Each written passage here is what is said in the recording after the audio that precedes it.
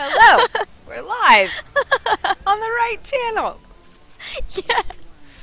Oh my! Hashtag bad day. I'm Anna Prosser. This is Gillyweed. We are your hosts for Studying the Storm. We just gave an entire spiel about who we are and what we're doing here on a different channel because I didn't have my stream key changed. Thanks OBS and thanks Forgetful Anna. So, in brief, I'm Anna Prosser. I do esports stuff. Oh, sorry. I thought we were super brief. Go ahead. I'm Anna Prosser. I do esports stuff and gaming stuff. I'm Gillyweed, and I make lots of StarCraft and board game and now Heroes videos. And this is Misscliks. It's a place for uplifting female role models in geek and gaming culture and creating a safe and positive environment on the internet. Bam, we're caught up. Sweet. And, you're hearing the commercial from the stream. Now you're not. This is Studying the Storm. JC and I both really love Heroes of the Storm, new game from Blizzard. It's currently in alpha, so a lot of you probably can't play it. So the idea is that we hoped we could share a little bit about the alpha with you each week so that you'll be caught up as soon as you get your hands on the beta or the released game. And also, we really would like to get to the point where we could cast the game ourselves. And so we need to learn a lot about the very intricate details of the game and hopefully get taught by some great community members how to really analyze the game and the strategy that goes into it. So each week you can join us and help us learn, and we will learn together. Yeah. So we'll have each week brief review of how the show will work in case you missed it, missed the VODs, which the VODs are up on the Misscliks YouTube channel. We'll be studying a topic. We'll bring on a guest tutor. That's going to start next week because this week our plan is to catch you up with the knowledge that we have. We'll bring on a guest tutor. They're going to talk to us about a specific topic. We'll also do character spotlights where we'll talk about the different abilities and talents for the characters. We'll also be doing a weekly quiz, which you guys can help us out with by tweeting us some questions about the topics that we've learned that day or topics that we've covered in previous episodes. And we're going to be starting that quiz today. So if you come up with some questions, you can tweet them to hashtag STSshow. And we will be looking through those and quizzing each other on it, and you might even get a shout out on our stream.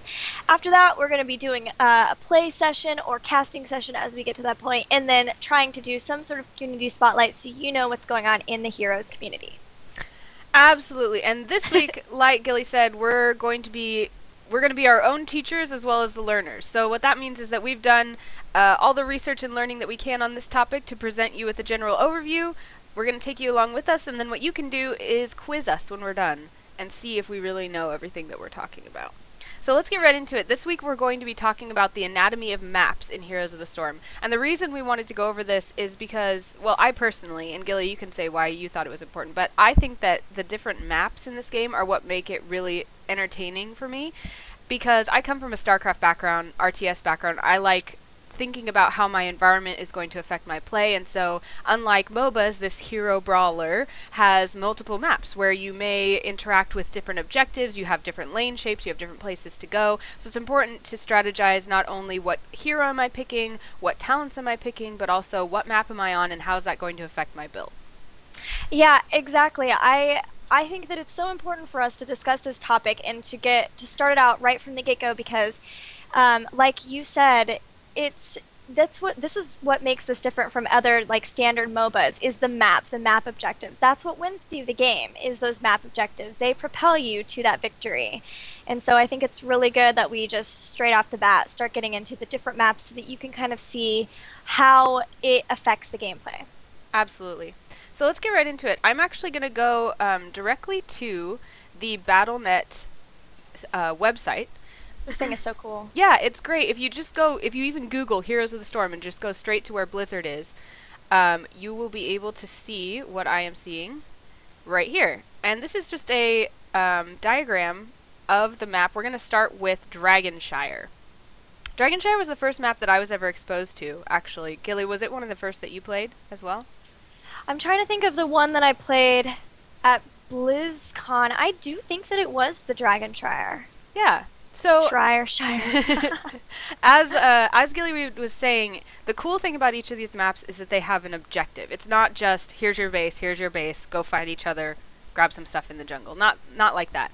Each map has an objective. In this map, and I don't know if I'm actually getting ahead of myself. Yeah, we're not going to talk specifically about this map. Let's talk a little bit about the anatomy of every single map. So as you can see, you'll see the familiar lanes. Generally, you're going to see about 3, but what's also cool about this is they're not necessarily square-shaped. They're not necessarily only one direction you can walk. There's a lot of different shapes you'll see for the lanes, and that that affects, you know, when you're talking about I'm going top, I'm going bottom.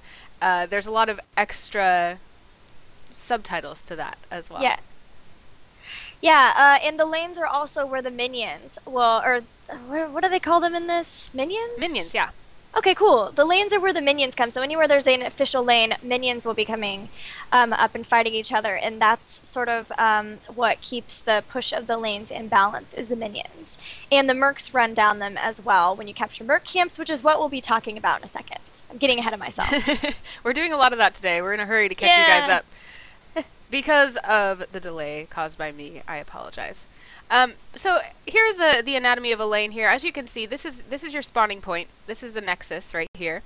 And right next to that is your core. Your core is your base. That's what you need to protect at all costs. As soon as your core goes down, as soon as it gets destroyed, you lose the game.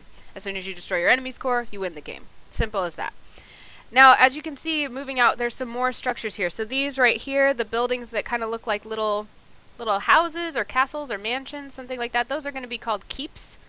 They do shoot. All of the buildings, if I'm not mistaken, except for the wells, do shoot, so they will defend themselves to a certain extent. So there's a keep. These are towers. Towers guard your gates, so those are the ones that need to be taken out to really push a lane. The wells are something that are a little unusual. That's kind of a place where you go to heal. Is it 99 seconds, Gilly? Yes. I think it's something like 99 seconds. Every 99 seconds you can take a drink from the well, and that's going to afford you some healing. So, as you can see, the lanes are built to go towers and gates, tower, well, keep, repeat. Towers and gates, tower, well, keep, core. Pretty straightforward, fairly familiar to anyone who's played this kind of tower defense type of game. Did I miss anything on those, Gilly? No, the one thing I was going to note is I was having trouble figuring out the terminology between forts and keeps, and I learned that fort is, I believe, consisting of everything. So the towers, the keep, the wells, and the gates all comprise the fort, and then you have the keep. Oh. Yeah, a little knowledge for your brain there. Okay, so towers, wells, and gates are a fort? Is that what you said? And I think the keeps are included in it. It's all like, so it's, their forts are just considered to be fortified positions along the lane. I get it. So the little village of towers, keeps, and wells is a fort. Got it. Yes. I never knew that. The announcer was always telling me that they destroyed a fort, but... I know. I was like, okay, what are you talking about, forts and keeps? And so I did some research this week, and that was the one thing. I forgot to put it on the thing. I'm sorry. That's okay. Good. Hashtag learning already. Yeah. All right, so then the next thing, and actually, why don't you explain what's next on our list to show in maps, and I'll follow along here as the observer. All right, so the next thing we have is the mercenary camps. And there are a few different kinds of mercenary camps that are standard pretty much for every map. And the first one is, they're judged by difficulty. So the first one is the siege giants, and they're considered to be easy difficulty. And there's just 2 of them, and they throw rocks at you. A little tidbit of information: you can't dodge the rocks when you're attacking them in the camp, but once you claim the mercenary camp or you defeat them, then they start moving down a lane, and they push down a lane, and they will continue pushing until your enemies deal with them or kill them. And while they're attacking either you or your enemies, you actually can dodge their rocks. There's a little circle on the ground that you can dodge. Oh, I don't think I knew that either. Yeah. Dropping knowledge bombs all over the place this week. That one I actually, I heard from, I think Fairgrim told us that in chat. So, a little bit. Thank you, Fairgrim. Thanks, Fairgrim. I know, right? The next set of camps is the knights. and those are, I believe, hard difficulties. There's no medium, so it's easy and then hard. And same thing, once you defeat them, they'll push down a lane. And when attacking the knights, you always want to kill the little one first because it's a healer, so it'll heal the other ones. Yeah, I learned that early on because we would sit there and wail on these big guys and not know why we weren't killing the whole camp. And it turns out this little healer guy can just keep him alive for a very long time. Evil. Mm-hmm. There's another one that's not on the Dragonshire map. It's not on all of them, but it's a siege giant. That's a boss difficulty. It definitely takes a good amount of you and your teammates to be able to take it down. But then it's very, very tough, and will push down a lane. It requires a lot of effort to take down. Right. I'm showing them the one on Blackheart's Bay. Oh, okay, cool. So those are the merc camps. There are some merc camps that are specific to different maps, as you saw when I was playing on Haunted Mines, which we'll talk about in a bit. There's one specific to the map objective, but we're going to go into talking about those when we're talking about the specific maps. Nice. What's left to talk about with basics? Let's see. Oh, watchtowers. So there's another structure that is not a fort, or a keep, or a tower, or a well, or a core. You'll see that I'll repeat a lot of the words because the point of this show is for me and Gilly to get used to saying the words that they're actually called instead of calling it that thingy, or those things, or that stuff. Right. Yeah, watchtowers are going to be in strategic positions around the map that you can claim just by standing on them. So once I stand on this, the fog of war around it clears. I'm able to see a bigger section of the map, and I'll be able to know if my enemies are walking through there. And if they claim it, I'll know, okay, they've gone through there, I better be careful. Fairly straightforward, Exactly. simple vision like you would have in StarCraft or any other number of games. So, that is the anatomy of a map. What do you guys think? I'm trying to pay better attention to the chat this week. I'm learning to cast, and I'm learning to stream, and to watch the chat. I've been trying to watch the chat. We're watching, guys. We're watching. You can yell at us if we're not paying enough attention to you. Yes, I mean, if we hadn't have been watching the chat, we would still be streaming on the stream. So we're already doing better. Oh man, yeah, we couldn't do this without you. This is why you're here, to help teach us. All right, well, let's get right into the first map then. You want to head us off with Dragonshire, Gilly? Sure. All right. So I assume we're looking at Dragonshire now.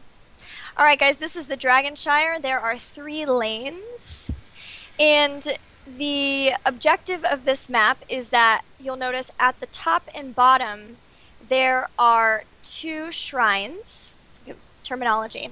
2 shrines, and what you do is you stand on the shrine for a certain amount of time, and once you're there for a certain amount of time, you claim it for your team. And if your team has claimed both at the same time, then you can have one of your teammates go to the center where the Dragon Knight is located, and you could right-click on the Dragon Knight, and you have to channel for 10 seconds? I think that's right. Surely not 10. I don't know. Chat, do you know how many I think seconds? that's way too long, probably.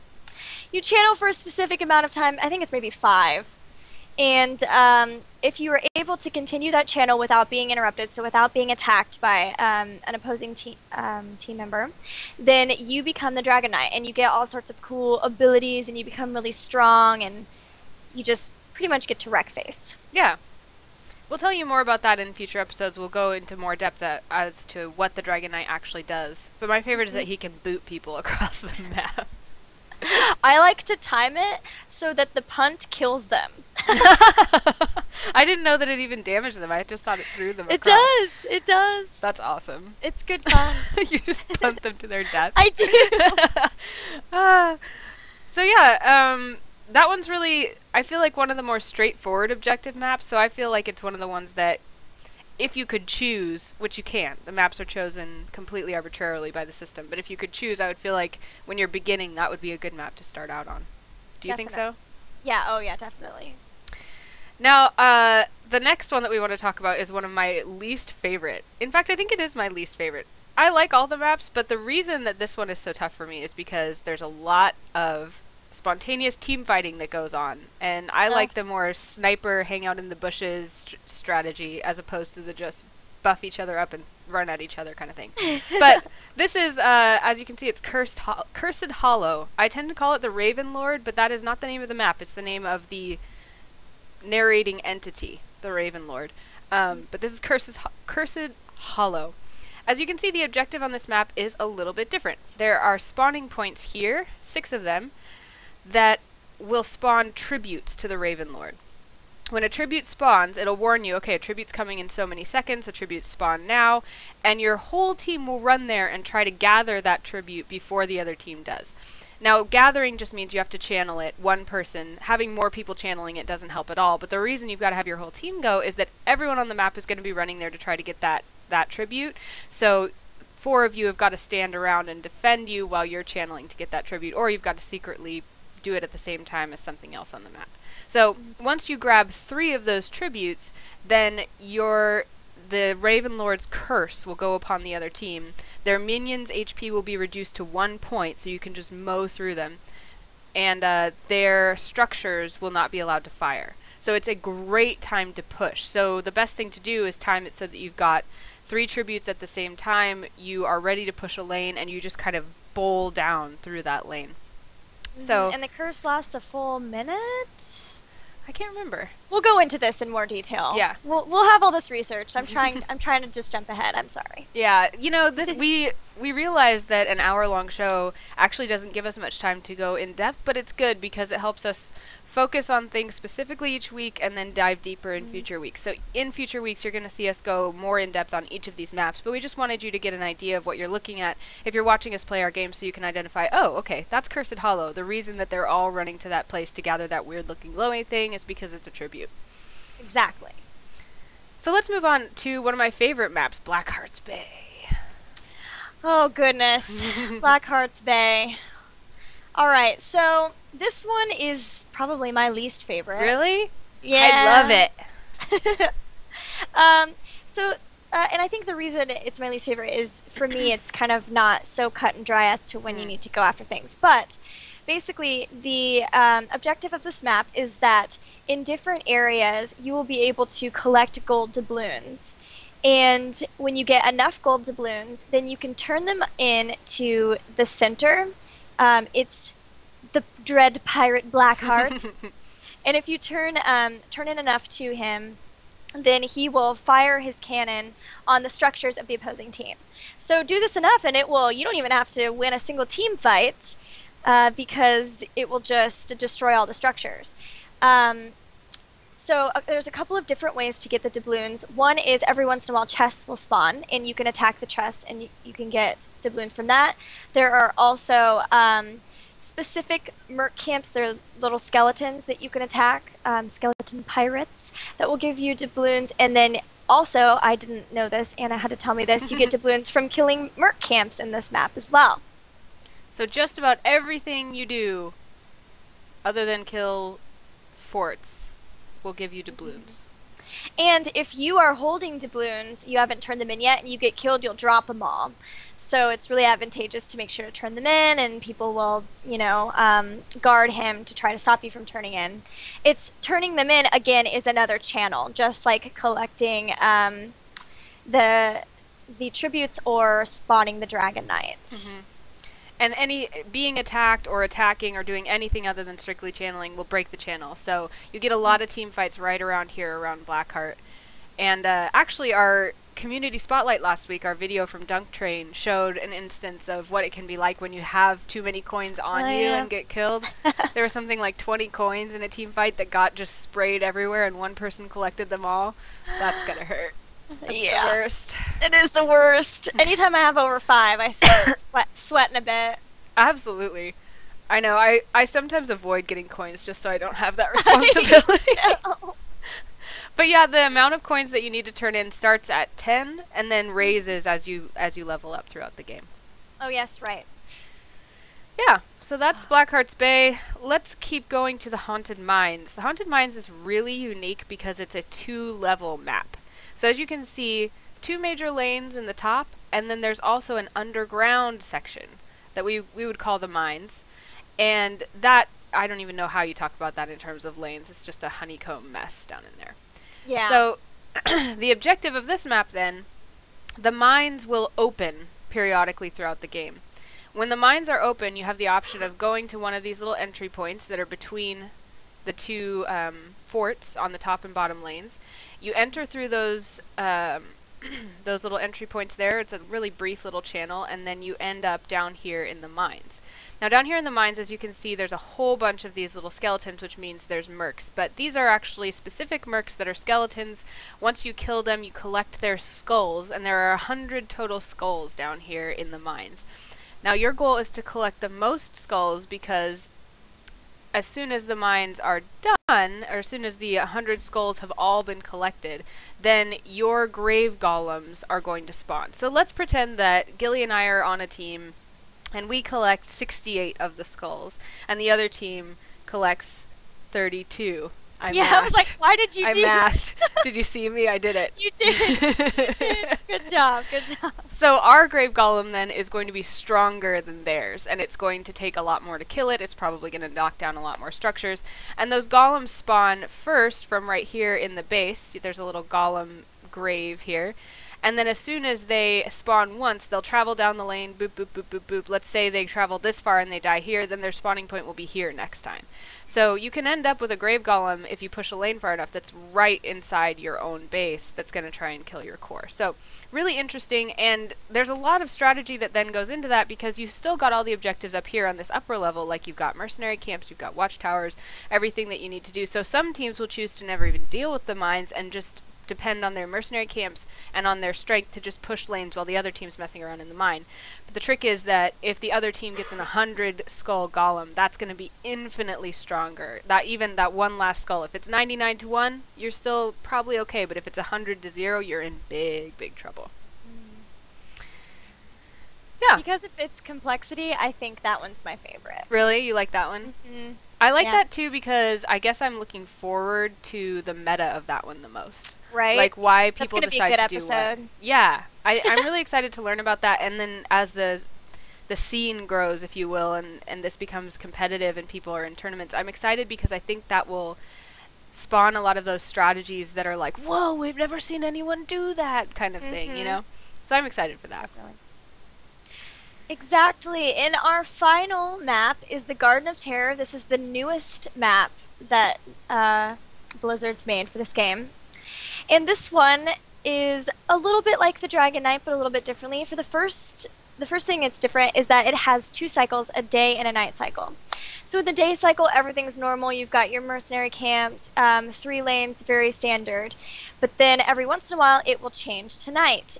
And at night, new sort of merc camps pop up. They're the night horrors. Night horrors. Night horrors. And there's varying degrees of difficulty for these. There's a few little camps that are just very easy to kill, little flowers, night horrors. And then there's also, both near the top and near the bottom, a garden terror. And those take a little bit longer to kill, but they yield more seeds. And so what happens is, as you'll kill these night terrors, you will be able to collect seeds, sort of like the haunted mines where you would collect the skulls. Once your team gets 100 seeds, inside of your base there is a spawning point where a garden terror will start growing immediately. And after 15 seconds it is full-sized, and then your team has a minute to get somebody back to it and right-click on it, and then they become the Garden Terror. So again, like the Dragon Knight, you get a bunch of really cool abilities, you become really strong, and you're able to go push down a lane. And that just changed, actually, because in the past, you could wait as long as you wanted, and you could choose whenever you wanted to become the Garden Terror. You could. Yeah, but now you only have that 1 minute, and if you don't become the Garden Terror, it'll just spawn and shamble off on its own, like a Grave Golem or something like that. Mm-hmm.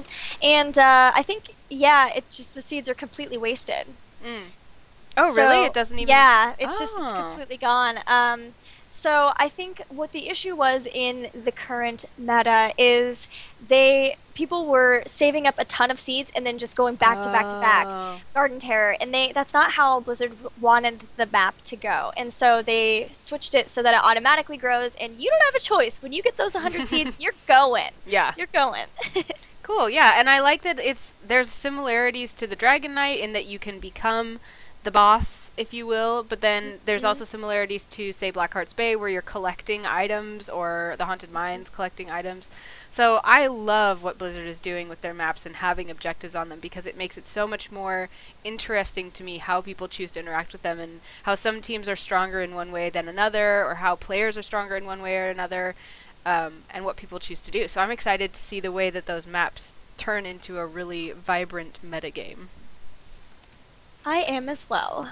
So that's our Anatomy of Maps section. And again, the reason that we wanted to do that with you guys is because we wanted to bring you up to speed on the very, very basics in case you don't have the alpha or you've never interacted with this game before. We want you to have a solid foundation. So, you know, help people who come into the show later, let them know to watch these first 2 episodes if they need to get a foundation for knowledge. And then in the future, we're going to be bringing on guests who are going to be teaching us a little more in-depth kind of stuff. Still, we'll make sure that we explain the basics if you're feeling a little bit lost, but it'll help us with learning more about what you can and should do and how to think about strategy, as opposed to just, hey, this is how the game works.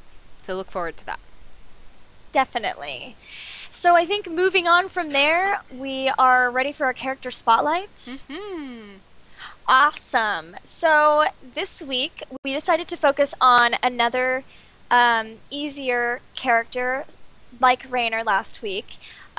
Since she's an easier character, she's also one of the cheaper characters, because Blizzard lovingly structured it that way for us, so it's easy to know which ones are the easier characters to play. We're focusing on Vala, who is from the Diablo franchise. She is the Demon Hunter. Ta-da! She is an assassin, which is basically just that's her class of character. And the assassins are they deal a ton of damage, but they are relatively squishy. So as you could have seen if you were watching the game, you die very easily, as I did. And because she's ranged, you wanna sit back. You wanna try to get to the back of the fight, and then just use all of your abilities and kill everything from the back. Are you doing skins? Oh, we could. Let me pull us into the shop here. One moment. Alright. While you're doing that, I can talk about best uses. We are totally in the shop right now. Oh, okay, alright, we're good. But the UI is different, so I have to search for Vala. There she is. Oh, no. There's our girl Vala. Okay. How may I help? So the cool thing again about this game is that you can make yourself look really cool. So Vala has her typical skin. She can also have different colors of that skin. Looks really awesome. Looks like she's got master... Oh, the master skins are so cool looking. Master skins are if you get a certain character to level 10, you can unlock this skin that's just basically that character, but even cooler looking. So her master skin is just... sexy. Amazing. Yeah, it's awesome. Then we've got Vampire Slayer Vala. Looking pretty nice with some skulls all over there. And also Angelic Vala. Looks a little bit like Tyrael. I love that one. Yeah, it looks pretty cool. Yeah. Woo, flamey wings. Ah. Okay. So let's get back into the build again. Thank you so much to heroesfire.com for making a resource that's so easy for us to use and show these builds. Except for that it's not showing on my overlay. There it is. No. There it is. It's here. It's okay. Okay. So this build and all the info I have about Vala this week for you guys is brought to you by TFA Brosidon. That sounds like sponsored, but yeah. Brosidon was kind enough. He plays Vala a ton, and he was kind enough to give me the build that he uses, which has been a lot of fun as I've been practicing with it.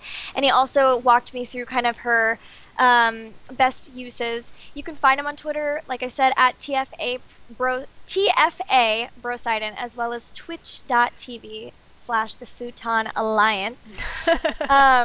Is that what TFA stands for? I didn't know. Yeah. Isn't that funny? That's great. It's pretty cool. So Vala's best uses is she's a consistent DPS because everything she has hits hard, even her basic attacks. But like I said before, she is really squishy, so she definitely needs to be at the back. The cool thing about that is that she has a lot of escape potential, which means a lot of her abilities enable her to get away from attackers. Her vault, which is her E ability, definitely is one thing. She can cartwheel clear away as long as you're not stunned from everybody. I was stunned a whole bunch that game. Ooh. Yeah. And as far as having that escape potential, he said that the difference between an okay Vala and a good Vala is knowing when you should be chasing to get a kill or evading to stay alive. Okay, that makes sense. I need a lot of help on that front. Yeah. I think that that's going to be a common theme for us throughout.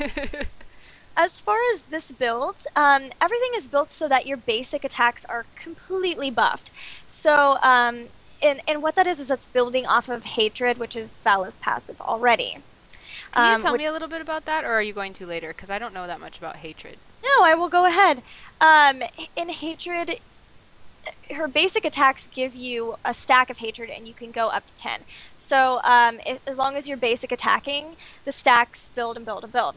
And each stack that you get, it increases your basic attack damage as well as your movement speed. Your attack damage is upped by 2% and your movement speed is 1%. So since that already is buffing your basic attack, what he did was do a build that also buffs up the basics in other ways. So if you'll notice, it starts right off the bat from the number 1 talent, which is Rancor. I think I'm saying that right. Where each hatred stack increases your attack speed again. So you're upping your attack damage, your attack speed, and your movement speed now. Cool. Vampiric Assault, which is your number 4 talent, it heals you with your basic attacks. Right, so seeing a pattern.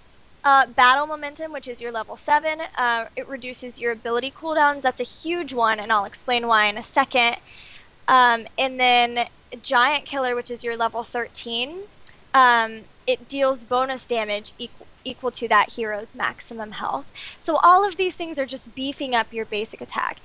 And where I talked about before that Battle Momentum, reducing your ability cooldowns, your Strafe is the ultimate that you want to pick, and it is so powerful. It deals so much damage to all of the enemies in a team fight because it's attacking everything around you.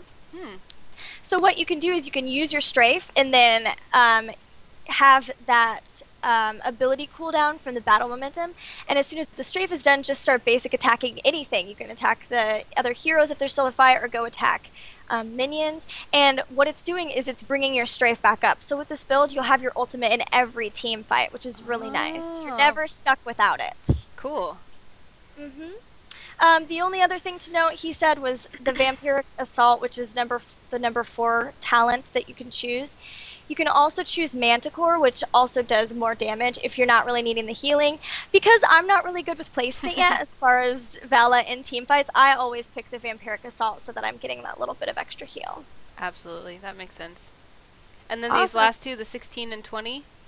Oh yes, the 16 is Blood for Blood, and that you can activate, and it basically steals health and slows them, so it's keeping them from getting away from you, and it's continuing to heal you a little bit. And then Vengeance just beefs up your Strafe a little bit more. The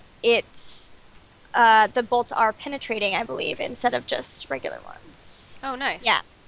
Yeah, it's always interesting in these builds because a lot of the abilities that you need to activate are so good and so strong, but I found that, especially in my beginning play, it was hard for me to remember to activate another ability besides my QWER. So some of the choices I made in my builds weren't necessarily the best ones, but they were the ones that I knew I could personally utilize the best. So keep that in mind as you're building your characters, I would say. Yeah, if you feel like you can't do that Blood for Blood, like, I keep forgetting to activate this, then there's always that Executioner, where if you've got like someone on your team who is constantly slowing or stunning people, you'll be doing, your basic attacks will be extra damage against them, so it's still a good choice. Nice. Okay guys, so that is the end of our study session, if you will. So we've gone over the maps, the anatomy of them, we've gone over our character spotlight, and this is the point in the show where we'll always do our quiz. Now, I didn't give you guys much warning, but that means that you have to do it now, because the first good questions we see, those are going to be our quiz. So start tweeting them if you know what the quiz is, and I'll explain a little bit about it for those of you who might not. What the quiz is a way to make sure for Gilly and I that we retain the knowledge that we learned from a guest tutor or that we taught that week. So your goal is to give us a question that's appropriate and answerable but tough, and we're going to try to answer as many of those questions as we can, either from our memory or from looking them up in 10 minutes. Gilly, should we do a 10-minute quiz this week, or should we shorten it considering how long we were late? I say we shorten it a bit. Okay, maybe a 5-minute quiz this time? Yeah. Okay, so it's 8:55 right now. We're going to answer as many questions as we can until 9 p.m. That's PDT. So let's see. In order to submit a question, all you've got to do is tweet with the hashtag STSshow, and we will pick the best questions. So the only question I see so far is, when ahead in levels, do you want to control the lanes or try and clear in between areas to avoid getting ambushed by groups? We didn't cover that this week, so I know Topher Doll. No. But Topher Doll, this is at Topher_Doll. Thank you very much for adding to our quiz. We can try to find the answer. So let's analyze where we would best go to find this answer. When ahead in levels, do you want to control lanes or try to clear in between areas to avoid getting ambushed by groups? I would, from the knowledge I have, I would say when you're ahead in levels, I would say you would more want to control lanes. And if you think I'm wrong, please teach us, because I don't know. I'm no expert yet. But the reason I say that is controlling the in-between areas is only important to make sure that your enemies are not stealing mercenary camps from you. So when I say stealing from you, there's mercenary camps on either side of the map. All of them are available to you. You can take them all, but there's going to be a few on our side and a few on their side. It's easier to get the ones on our side because they're behind our forts, and it's harder to get back there. You're more likely to get ganked, all that kind of stuff. So the reason that I would want to have vision and control the in-between areas is only if I'm probably behind and I'm desperately trying to grab for those mercenary camps, or if the mercenary camps are really important right now in the game. So if I'm ahead, I'm assuming that probably means that I'm also dominating team fights and I'm also getting all of the mercenary camps I want. So in that situation, of course there are exceptions, but I would probably say that I'm trying to push lanes as much as I can, because my ultimate goal is that I want to get my enemy's core down, and I can't do that until I take down their lanes and get into their base. So I would say generally when you're ahead in levels, you are trying to push because you're not afraid of engaging. What do you think, Gilly? I definitely think it's dependent on a lot of things. One, the map. It's going to change, I guess, how much you want to focus. But I do know that if you're behind in levels, you really do want to focus on being in lanes so that you're soaking up experience. So when you're ahead, although you want to make sure that you're laning a bit to stay ahead, you also do have more leeways to go for like ganks and getting merc camps as well. But I think you're right in the assumption that there's no map objectives at the current moment and you've got all your merc camps. I think you are right. You want to try to continue to press the lanes, keep them back behind their towers and scared. Nice. Okay, yeah. So I think that counts as answered, even though it was kind of an opinion, but I'm gonna check it off. I hope that's okay with you, Topher Doll. Is that okay? Okay. Yeah. All right, we have Samuel Becker, S_Bex1 on Twitter, asks, what is the difference between a fort and a keep? We covered that this week. Ooh, I know. I'm raising my hand. Okay. The keep is the actual structure that is, God, how do you describe that? It's the shooting structure that's not the towers, the bigger ones. There's 2 in each lane. And then the fort is the fortification. So it includes the keep as well as the towers, the gate, it's all of that, the fortified spot along the lane. It's this thingy. This is a keep. And then the whole thing, this whole thing right here is a fort.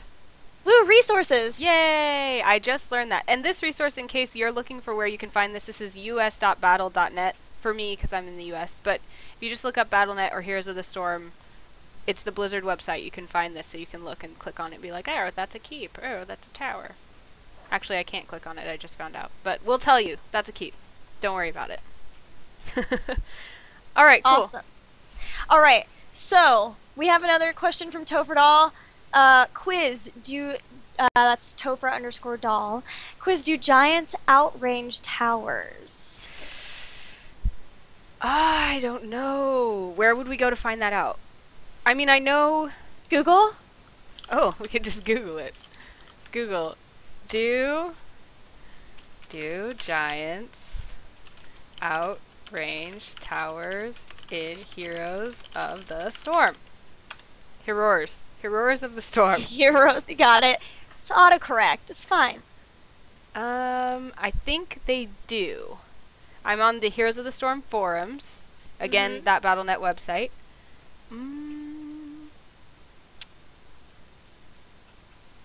Okay, so this person on the forum says if they didn't outrange towers, they wouldn't be very good. They have to in order to work. Right. So I'm assuming that that probably means giants do outrange towers, which makes sense because I don't see giants falling to towers a lot.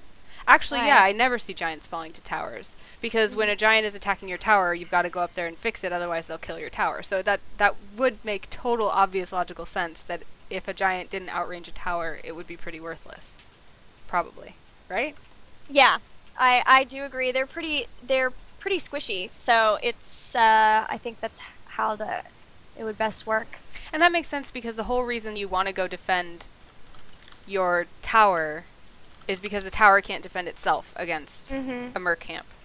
So that was kind of a like duh question that maybe we should have known, but thank you for pointing it out. Doll. That's good. That's the kind of knowledge we need. So that was 5 minutes. That went by really fast, and you guys have other good questions. That was it? Yeah. That was 5 minutes? Yeah. Oh no! Alright, well, we'll have to save the rest of these questions. They're good ones, too. They are really good questions.